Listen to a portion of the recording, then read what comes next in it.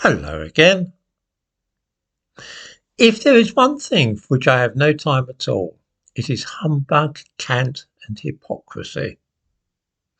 Perhaps this is why I get so irritated when the subject of the small boats crossing the channel comes up, as it does almost every day now in the newspapers.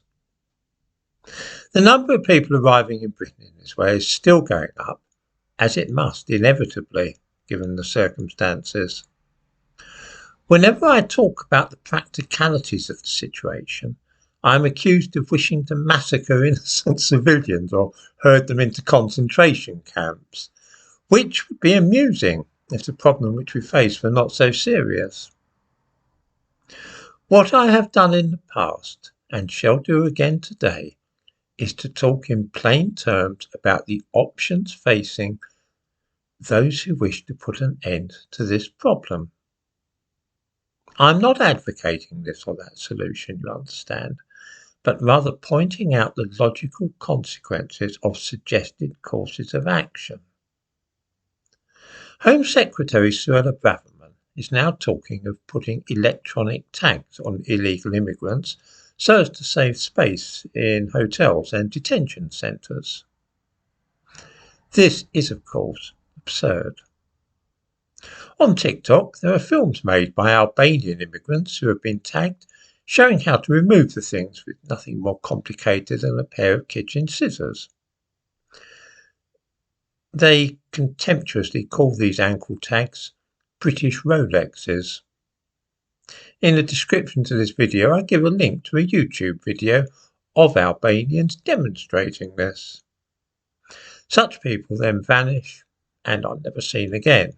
I'm sure we all know perfectly well that there are hundreds of thousands of illegal immigrants in this country, probably millions, of who there's no official record, and the chances of their being found and deported are essentially zero. As a way of keeping track of illegal immigrants, electronic tags are utterly useless, as we all know. What is the alternative? If we really wish to keep track of illegal immigrants in this country, then we would need to build special secure camps and employ the army to guard them. These would, in effect, be internment or concentration camps. We did something very similar, obviously, in Northern Ireland in the early 1970s. It's not an impractical idea, but a very dubious one from an ethical viewpoint. Nothing short of this is likely to enable us to keep illegal immigrants securely and for us to be sure where they are. It has been suggested that we could use the Royal Navy to prevent dinghies reaching this country by means of non-lethal force. This is ridiculous.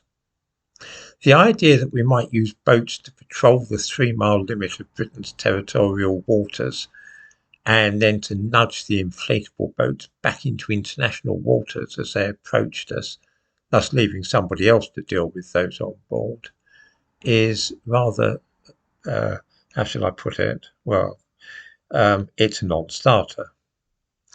Even if it were to be practical, it would cause a humanitarian disaster and disrupt the economy of Europe. This is because many of those boats do not even have sufficient fuel in their motors these days to reach Britain. The people smugglers know that the British are going to meet them in the middle of the English Channel.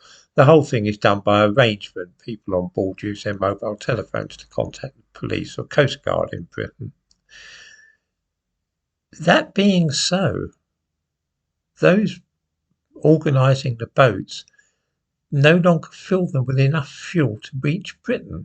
It would cost about £150 to fill up a tank with enough fuel to reach Britain if you've got a large inflatable with perhaps 20 or 30 people in it. But lately they've simply been putting about half the amount of petrol in them, thus saving themselves £75. Well, it's all money.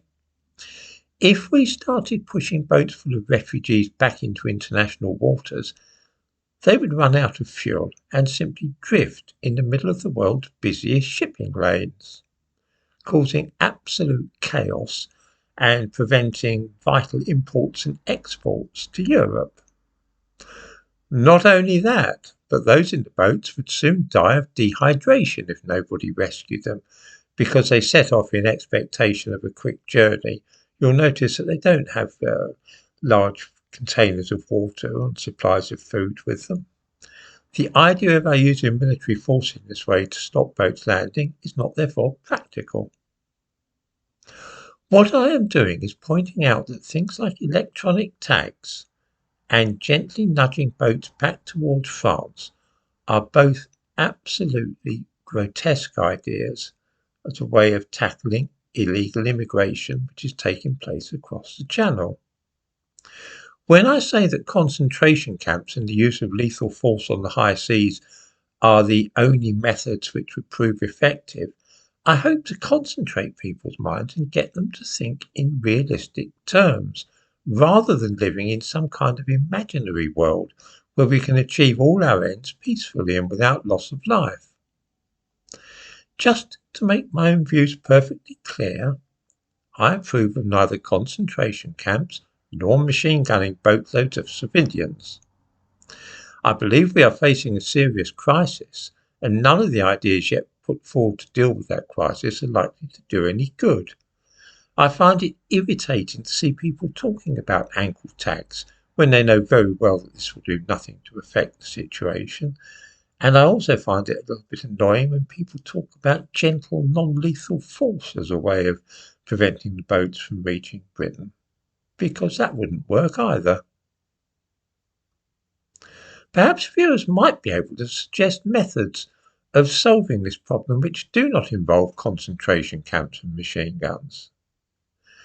If not, then there is simply no point fretting about the situation further, and we might as well resign ourselves to as many people crossing the Channel and coming to this country illegally as wish to come here.